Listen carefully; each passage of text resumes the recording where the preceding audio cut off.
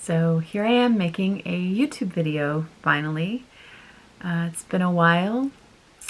I've wanted to make YouTube videos. I've wanted to make them for a while, and I think I say that in every update video I've done, but that is my truth. I want to be making videos and sharing my experience and hopefully helping people like I used to. I am feeling vulnerable by doing this video. I'm in our den, which is kind of our storage area right now, as you can tell in my background. I had been debating on doing videos for a while now, and of course I have different backdrops saved on my Amazon wish list, and should I get a different camera, and should I change my YouTube name, and should I, all these things, wondering should I do before I make my first video back. So I'm not doing any of those. I'm making my first video back because I'm taking action right now.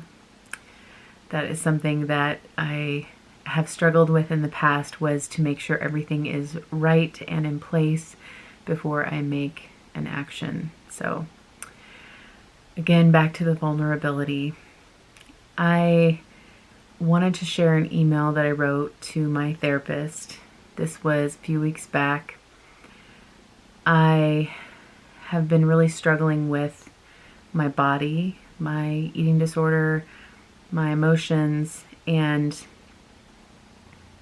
I was at a crossroads. So I'm going to share that email with you now. So something I'm especially struggling with right now is my body, my relationship to my body, and where I'm at in my eating disorder. I'm unhappy with being this size. I have been unhappy with it for a while. I've tried many things in the last 6 months to a year to change my body, and things just don't seem to be changing. Life coaches, dietitians, journaling, reading books, reading blogs, watching YouTube videos, researching meal plans, Facebook groups with like-minded people, etc. I seem to shame myself constantly and then shame myself for shaming myself. Shouldn't I want to be at a healthy weight for my children? And since that reason doesn't seem to be good enough, does that make me a terrible parent? Insert more shame. Let me know if you have felt those same feelings. Don't you want to weigh less so that you have less pain in your legs?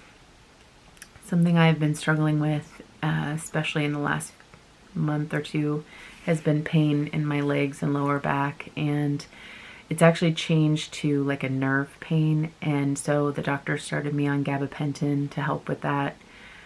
She was also concerned that I might have kind of creeped into the diabetic zone.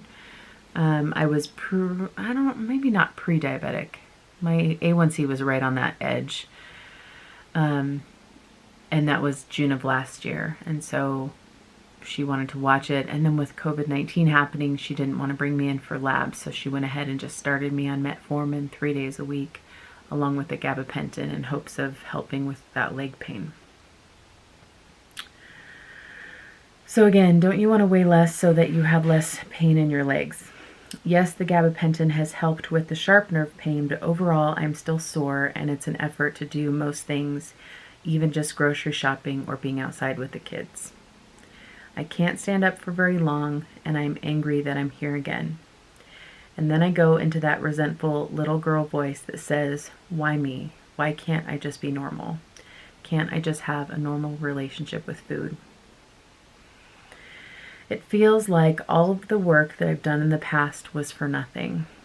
I feel completely lost as to where to start, since any time I try to start something, I don't stick with it. The meals I used to eat, the tools I used to use, it's like I forgot it all. And these feelings bubble to the surface, and then they go back down again. So there's my truth. I am probably about 400 pounds, which I've been consistently at that weight for maybe a year now. Well, no, I guess it would be maybe a year and a half to 2 years. I don't know. It's been a while.